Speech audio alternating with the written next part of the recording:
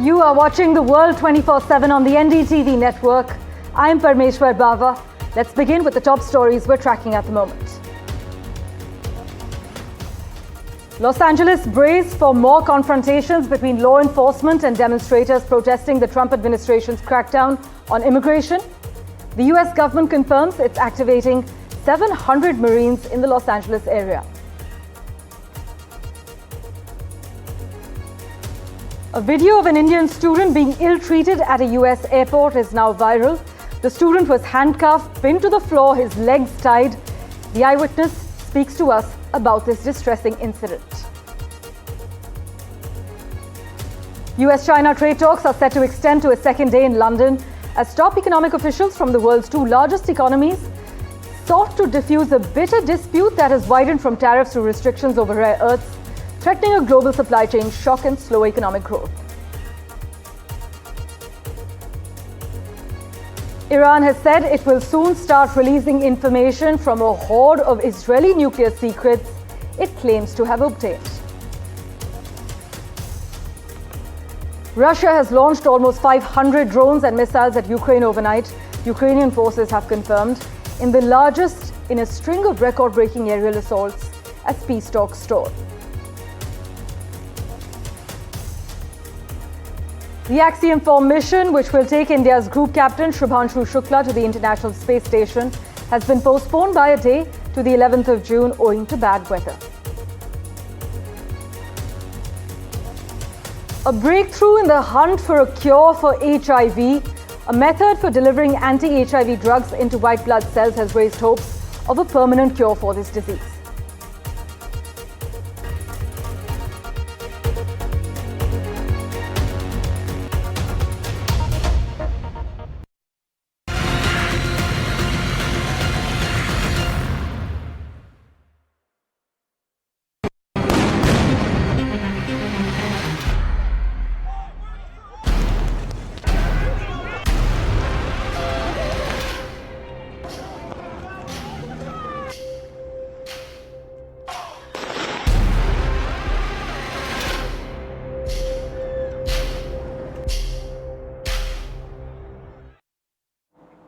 While protesters in Los Angeles demonstrated for a fourth day against immigration raids, as US President Donald Trump's move to deploy the National Guard sparked a political clash.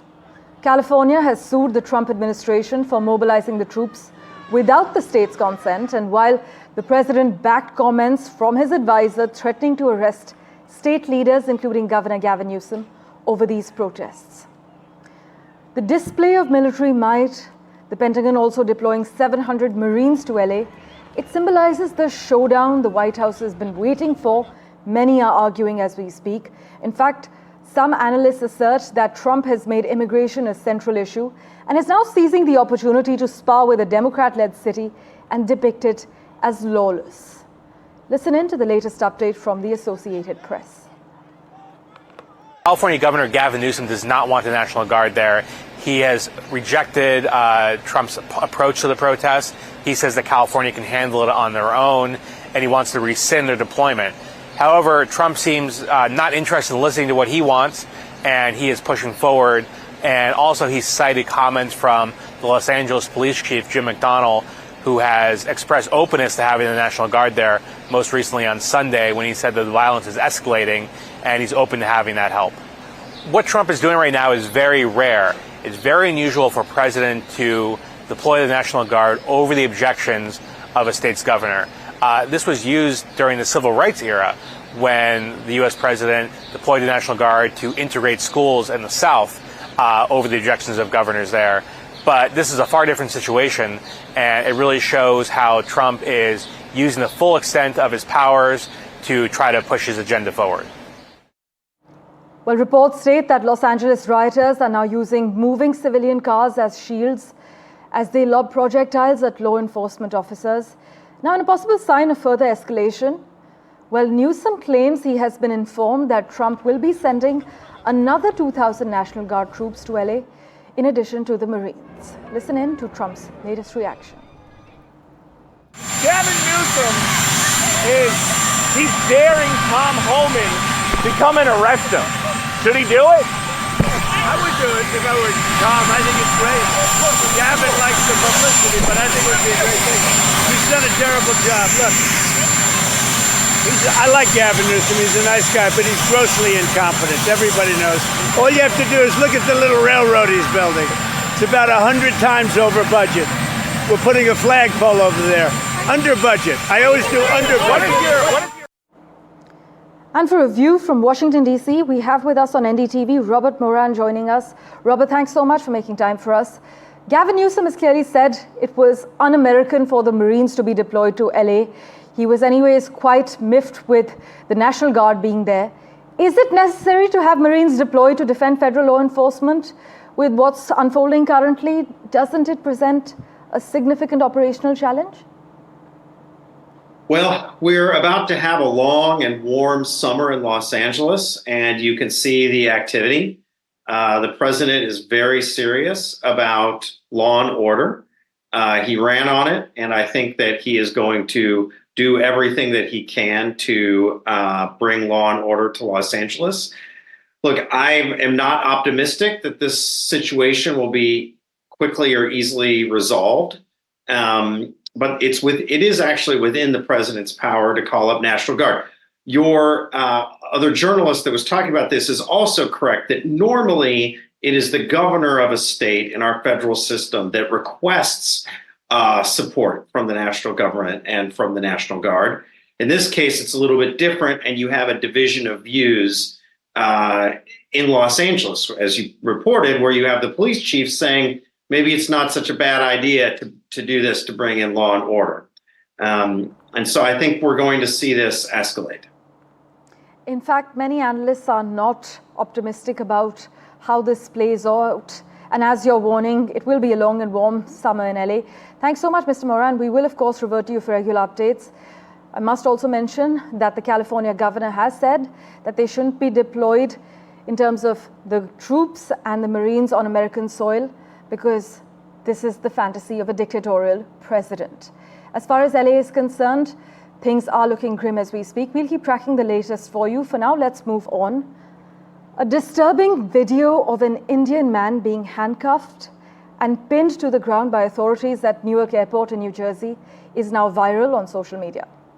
An Indian-American entrepreneur who shared the video, Kunal Jain, claimed that the incident occurred on the 7th of June when the student was scheduled to board a flight but was actually left behind. So Mr. Jain shared this video that's playing out on your screens. He described the treatment as deeply inhumane and a human tragedy. In fact, he spoke to NDTV and said that terrorists are usually treated like this. Taking note of the video, the Indian consulate in New York has said it's in touch with local authorities in this regard, and it remains committed to the welfare of Indian nationals. But listen in to what the entrepreneur Kunal Jain shared with us and described this distressing incident he witnessed. Can you actually describe the moment you first noticed something was wrong, and what exactly did you see playing out in that very moment when you recorded this?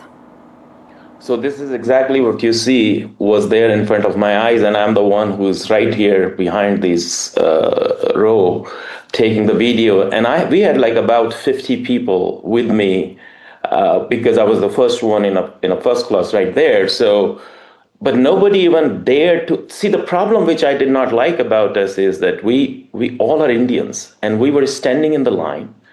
Why we were just ignoring that fact that it was an Indian guy who was sitting there, two policemen was pinned him down, sitting on the top of it. I have never seen in the last 22 years even a treatment with terrorists like this.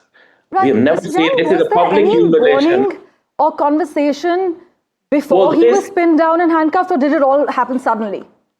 The reason I think why he was pinned down, because he was a little violent and because he was feeling disoriented. So I didn't know why he was disoriented. They were claiming because they were not able to understand Hindi, and he was speaking like in Haryanvi accent in Hindi. So I thought that probably I can help out. So I even went there and asked one of the police officers, can I help just understanding what he is saying? And he did not allow me to do so. Then one of the doctors showed up, and he offered the help. They did not even ask for it. What he did instead, he called more police. Because what happens when there is a patient or a guest who is violent, airlines don't allow them on the plane. So they called the pilot. Pilot showed up, and the pilot said, "No, we cannot take him on the plane because he is a threat to other passengers." So when that happened, they pinned him down. He was sitting there first, and they pinned him down. And then the worst part was when the other police came, there was about 7-8 police officers showed up. I have sent one more video, you should show it. Like 7-8 police officers showed up. Right. They emptied the whole queue all the way the alley from the aeroplane to the where we were there, like boarding. All right. And they tied his legs and hands and hold him like this, like a kid. And that moment, I literally started crying why they are doing this. Well, moving on, Donald Trump spoke with Israeli Prime Minister Benjamin Netanyahu. The call took place as Iran is preparing its response to the US proposal for a nuclear deal and as the White House is still pushing for a Gaza hostage and ceasefire deal. In a sparse readout of the conversation, Netanyahu's office has said that the two leaders discussed Washington's ongoing nuclear talks with Tehran. This, as Iran has said, it will soon start releasing information from a hoard of Israeli nuclear secrets it claims to have obtained, as European countries actually push for a vote this week on reimposing UN sanctions on Tehran over its nuclear program. The unverified claims by Iranian intelligence of a massive leak of Israeli secrets may be designed to turn the focus away from what Iran argues is its own excessively monitored civil nuclear program. But on Sunday, Iran's intelligence minister claimed that Tehran had obtained a vast collection of sensitive strategic documents, including plans and data on the nuclear facilities. He has added that evidence would be released shortly and implied some of the documentation was linked to Israel's arrest of 2 Israeli nationals. Switching tracks, Russia launched almost 500 drones and missiles at Ukraine overnight. Forces in Ukraine have confirmed in the largest in a string of record-breaking aerial assaults as peace talks stall. Now, despite pressure from the Trump administration to work towards a ceasefire, Russia has been stepping up its large-scale barrages in recent months. That effort has further escalated since Ukraine mounted coordinated drone strikes on strategic bombers at air bases inside Russia on the 1st of June. While there were no reports of major damage and only 1 person was killed, the scale of Russia's aerial assault was the latest step in a campaign by Moscow to overwhelm and deplete Ukrainian air defenses, one with no end in sight given a lack of progress as far as peace negotiations are concerned.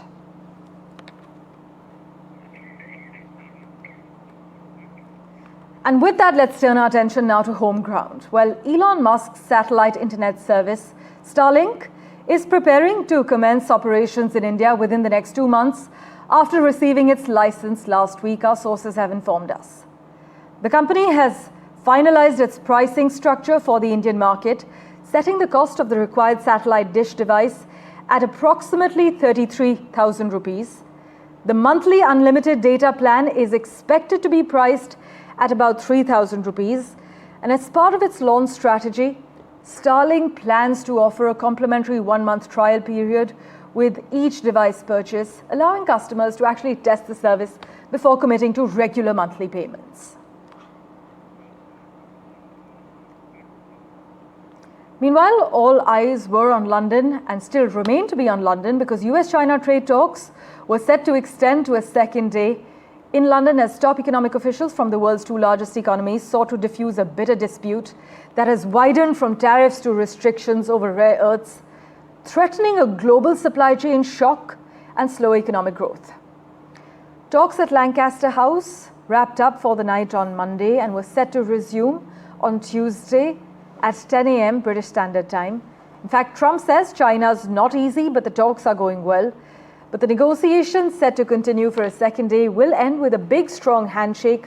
This is what the US National Economic Council director has said, in the clearest sign yet that Washington is open to concessions on export controls for products like semiconductors. Slipping into a very quick commercial break. Back in a moment with the latest updates for you. Do stay tuned.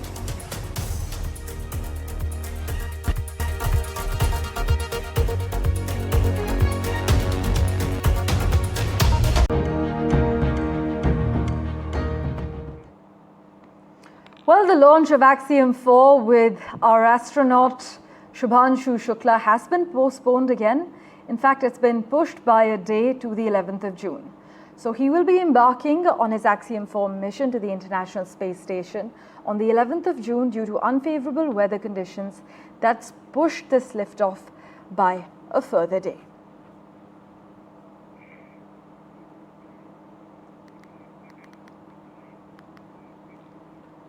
With that, let's turn our attention now to Canada. Well, the country is expected to boost defense spending to hit the NATO target earlier. In fact, Canada is to hike their defense spending to 2% of the GDP this fiscal year. Mark Carney says Canada is too reliant on the United States for defense, and the goal is to protect Canadians, not to satisfy NATO accountants. Listen in. Our plan will help ensure that Canada is strong at home and reliable abroad. We will ensure that every dollar is invested wisely, including by prioritizing made-in-Canada manufacturing and supply chains. We should no longer send 3/4 of our defense capital spending to America. We will invest in new submarines, aircraft, ships, armed vehicles, and artillery, as well as new radar, drones, and sensors to monitor the seafloor and the Arctic. In fact, Mark Carney has said that the action was required to ward off the multiplying threats from hostile governments, terrorist entities, and cyber criminals. Maha Siddiqui has been tracking all the developments for us. She joins us live at the moment. Maha, this announcement comes as Canada is set to host Trump for the G7 summit? Absolutely, and also before the NATO summit, which is also this month in the Netherlands. And this statement by Mark Carney is significant, coming 5 years ahead of time, because Canada was supposed to reach the 2% mark of GDP spending on defense by the end of this decade. But they've already said that they will reach that by next year. But the NATO overall is now looking at pushing this figure up to around 5% of the GDP, considering the change in geopolitical scenario that we are witnessing at the moment. But significantly, Parmeshwar, there was a statement that was made by Mark Carney, which really sums it all up. He has said that middle power nations like Canada, if they are not on the table, they will be on the menu. I think this is the security concern that is driving Canada and other countries to push up their defense spending, considering Canada has said now very openly that the oceans around it are not any longer its support, with the country just next to it, its neighbor, the US, becoming one of its biggest threats. It has to stop its reliance on the United States and firm up their own defenses. This is in that direction that this 2% GDP spending on defense should be seen. MS Dhoni, former Indian cricket captain, has been inducted into the ICC Hall of Fame. The ICC has announced that he is one of the champions who's being featured. In fact, it's an honor to be named in the ICC Hall of Fame, is what MS Dhoni has said. He further added, to have your name remembered alongside such all-time greats is a wonderful feeling, something he will cherish forever. Thank you so much for investing your time and watching this edition of The World 24/7. As always, we'll keep tracking the latest for you. Do stay tuned.